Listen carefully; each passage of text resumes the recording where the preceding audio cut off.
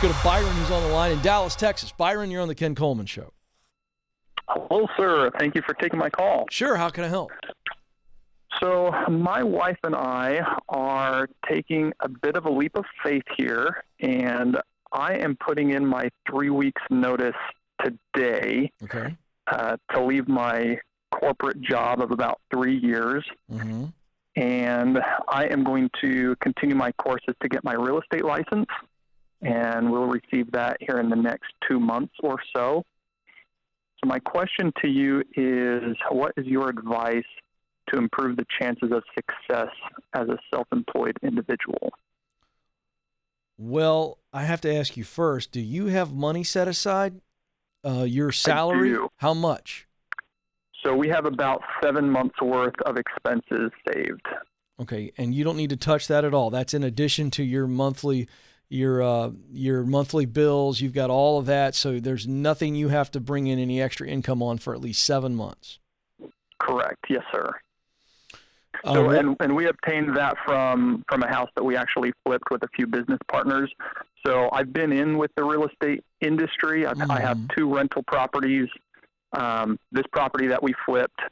And so, yes, all of that is set aside, saved to hold us over for those 7 months. What do you think is a realistic timeline for you selling your first house? It's going to be 2 more months before you get the license, and then I guess you're ready to go right away, correct? Correct. I already have the office lined up where I will be a team member with them, very close by. In fact, the office manager is the business partner that I did this flip with. So he and I already have a good working relationship. Okay, but I'm your friend, and I'm trying to help you think through this. Yes. My answer's coming, but I need to know, what is a realistic expectation for you selling your first house? When?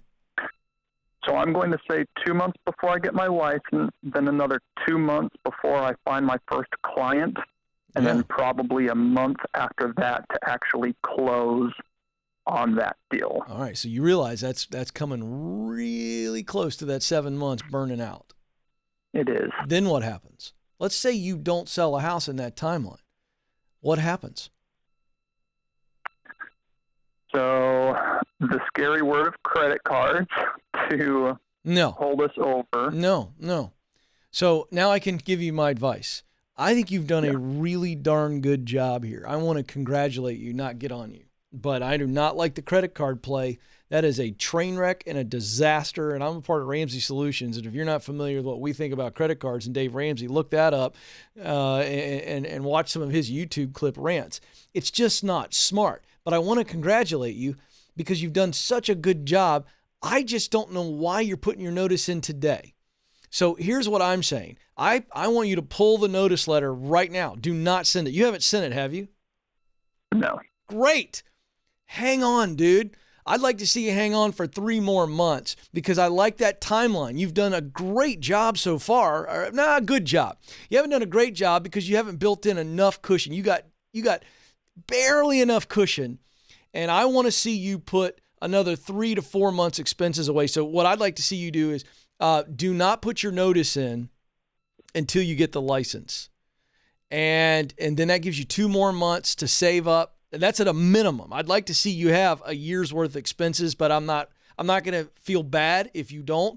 But Byron, I feel like you need a couple more months of expenses, and I'd use these next 2 months to put the money away, sock it away, do whatever you've been doing, because I do not want you going to a credit card. And it doesn't matter. Let's say that you stayed on your current role for another 2 or 3 more months, whatever it takes to get that extra money. How much is it a direct relation to how many months you stay on to how many months you'd be able to save, or does it take longer than that?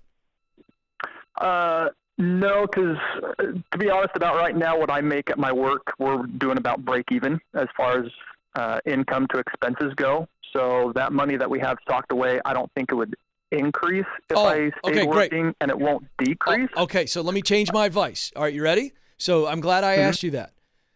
You can sell houses part-time, meaning you could tell these people, look, until I sell that first home, I've got a nest egg here, but what I'm going to do is I'm going to stay with my current company, and I'm asking you all to help me get started. And if it takes 2 to 3 months to kind of get that first sale, I can show houses at nights and weekends. Can you not? I can. That's what I would do. Realistic, because listen, man, you keep that income in that's breaking even right now, and you're not touching that 7-month expense account. And then let's say we sell that first house. Now we put the notice in. You see what I'm saying? Because now you got things going. You got that pipeline going. And yeah, I got to tell you, since you know this guy really well, I would present it that way. I don't like credit cards. I think that's craziness. I really do. I don't like it at all.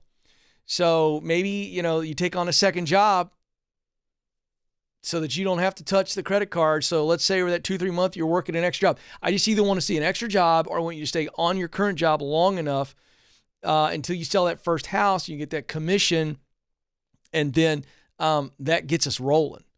Okay. And we've yet to touch the 7 months. Now we start living off the 7 months plus my first house commission. And I think that's going to get you going. That's what I want you to do. Folks, let me just tell you something. This is true of Byron or anybody else. Sometimes we want the dream so bad and we can taste it and we just can't wait long enough. And we've got to deny the urge sometimes to say, it's not worth it. I can stay on for another 2 or 3 months and work my way into it. I've waited this long. He's worked so hard, folks, to save up that 7 months. And that timeline of 7 months is just really cutting it close. And all of a sudden the dream becomes despair because it's like, oh, I got to sell a house and I'm miserable. And then I go get credit cards and try to live off of them and rack up a ton of money that I got to then pay off. And I'm just in this never ending cycle of stress and despair and anxiety, all because I didn't wait a little bit longer. I'm not a fan of jumping off cliffs, folks. I'm just not. There's no reason to do this. He's so close. So if that's you, hang in there. Hold. There's a time coming where it's time to move. And Byron's not there yet. And by the way, the real estate thing is perfect for him because if this partner likes him and they want him on board and he plays this thing right, he's going to be able to sell houses at nights, weekends, and he's going to be fine. 844-747-2577 is the number. I gave away a copy of The Proximity Principle to John a little earlier. This is the book that I wrote to give you a step-by-step guide on how to meet the right people, get in the right places. There's 5 people and 5 places in the book. And I wanted to blow the myth away that climbing to your dream job, that Mount Everest for you, is not as scary as you think it is. So we got a great deal at kencoleman.com. All 3 versions of the book. It's a #1 bestseller, by the way. The hard copy, which I'll autograph for you, plus the ebook, plus the audiobook, all for $25. That's a $35 savings. You get all 3 formats, one low price, $25. kencoleman.com/store. So go check that out. All right, this is fun. Here we go. We're going to the YouTube chat window here. Please help me, Ken. I'm trapped in a career that I used to like. This is from Me, Myself, and I. Fantastic chat name. I'm trapped in a career that I used to like, the IT field, when I was younger, but now I detest it. And it has trickled down to be miserable making me miserable in my life. What should I do? Well, now this is an example of you got to call into the show. All right, so I'm going to give you a little bit right now, but these chat questions are got to be, boom, to the point, and I've got to be able to answer directly. Now, this is the thing where what I'm going to tell you, Me, Myself, and I, which, by the way, that's kind of fun saying, you got to figure out what it is you want to do. So when you say, what should I do? You got to figure out who you are. This is what I open the show with. Who are you? This is the makeup of who you are, Me, Myself, and I. I'm not going to get tired of saying that. I'm going to just keep that going. It's kind of, I feel like I'm Dr. Seuss all of a sudden. But you got to figure out what you do best. This is talent that can be developed into skills. These are things you've always done well. People compliment you on them. Comes easy to you. You got to figure out what you love to do. What is a task, a function, a role that you really dream about, you fantasized about? When you think about it, you get excited. When you're in the middle of it, it's the time kind of just disappears. And then you got to think about the results of your work. So if you know who you are, what you do best, and what you love to do, then what would be the results that would make you feel so satisfied? So this is the sweet spot. You got to get the exercise. We've got a great article on this at kencoleman.com that'll get you started. So go check that out.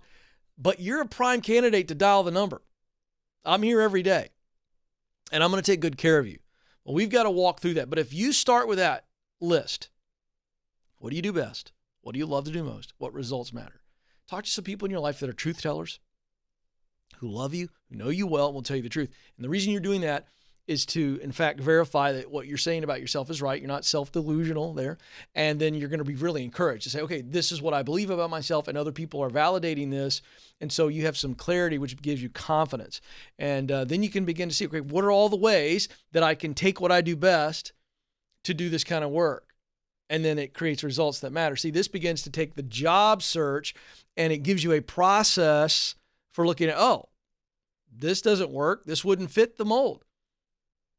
Remember, it's got to be something that allows you to use your talents, what you do best, to do work you really love, and the results itself matter. So you could have two of those and not the third, and it's not going to work. It's not going to feel good.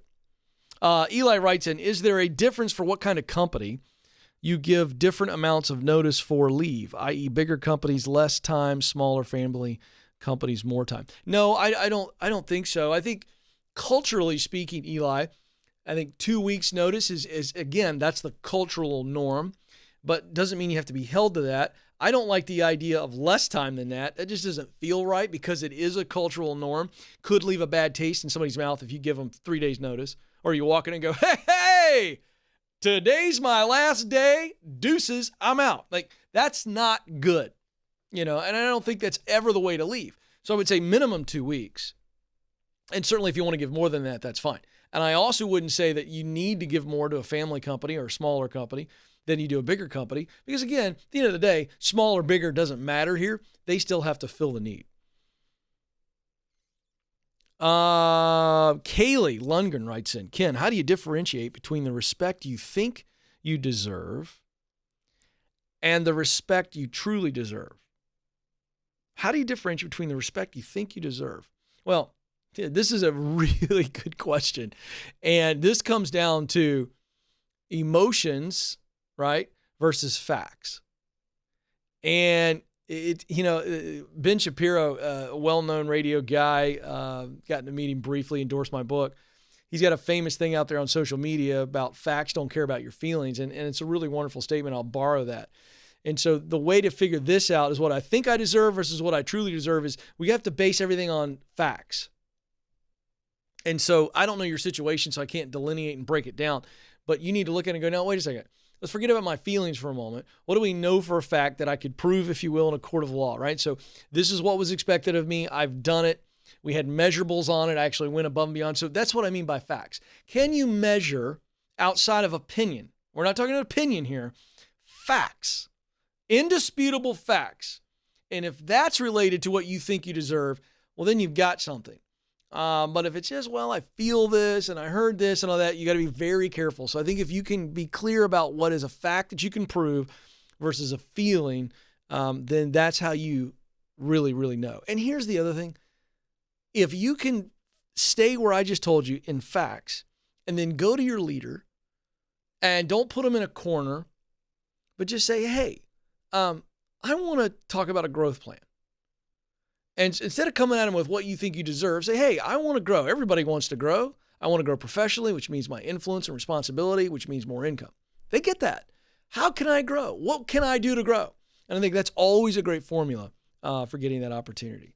All right, we're going to move on, but I love the chats. We may jump back in here. You never know what I'm going to do.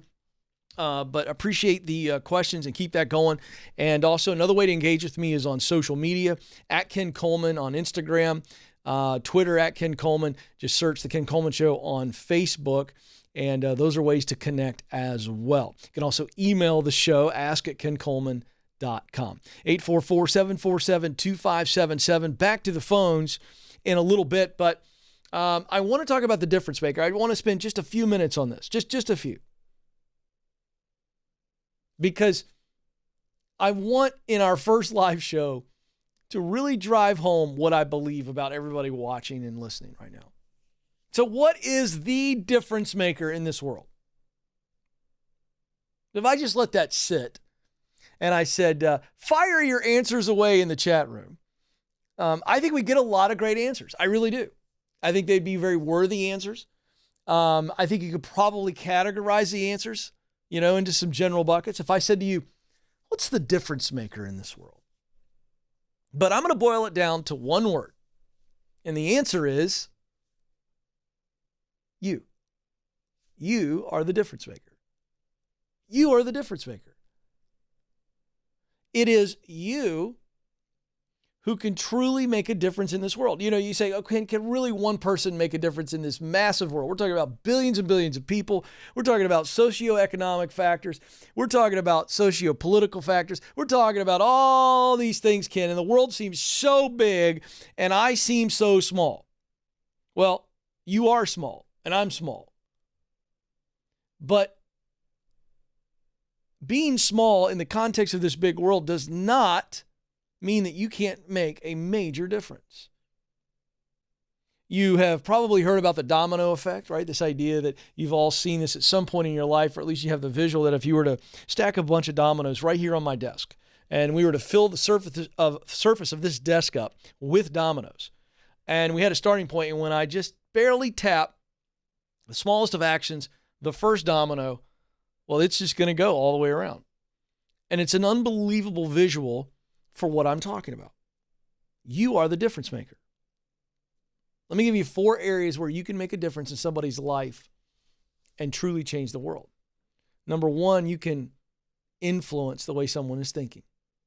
Now, I'm talking about work here. This is a show that is about doing work that matters. This isn't just a job show. I don't care about jobs. I'm looking for you to find that unique role that you're created to fill and contribute to this world through your work. So the question becomes, who out there is interested in doing the type of work that changes the way people think? You can change the way they think. As a result, that means you can make a difference in the way they act. Actions. How many of you out there are fired up over a certain action that you want to help stop and make better, or you want to instill a positive action?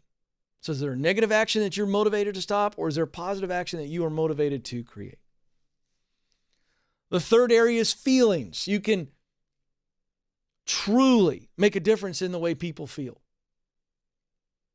And if you take all those together, thinking, acting, and feeling, and your ability to meet one-on-one with a person, whether it's through a product that you create, and if you're back coding and nobody ever sees you, but you have a direct touch on a product or a service that changes the way someone thinks, acts, or feels, guess what you are also doing? You are having a direct impact. You are making a difference in somebody's future. There's so many people in this world that have my tremendous admiration in what they do. All of you, quite frankly, are doing something that does truly matter. Even if you don't feel it's very glamorous or very important, it's just simply not true. But I've always loved teachers, Joe. And you know why I love teachers? Because it feels thankless many times. And I'm specifically thinking of teachers on that elementary to high school level where sometimes they just don't even get the attaboy, attagirl from the kids that they're just pouring their guts out for. And I think about elementary school. Kids are like, wee, wee, wee, wee. They got the attention span of a gnat on a narcotic, And I know these teachers go home at the end of the day sometimes and they're like, did I even make a difference? These are little second graders. They don't even know what they know. And then I realized that it may not be something they taught them, but it may have been something they said to them and changed the way they thought or changed the way they felt in a moment. That was a trajectory change. And maybe they were a positive influence in one little kid's life that they never see or talk to again. And that kid goes on to invent something or to create a nonprofit or to do something around the globe or become an elected official that changes the world. It is the true meaning of making a difference. Where you're supposed to be in your role, that sweet spot, the intersection of what you do best, you use that as a tool to do work that you love, that creates a result that matters deeply to you. And in that moment, you are contributing and you are the difference maker. in somebody's life, even today, while you're watching me. Ken, I don't think I'm making a difference. Yes, you are. And you better start to look for what is the difference I want to make. So if you're not happy right now, that's cool, man.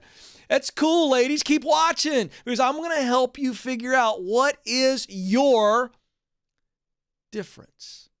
That you long to wake up on Monday morning and you're fired up to make this difference because you are the difference maker.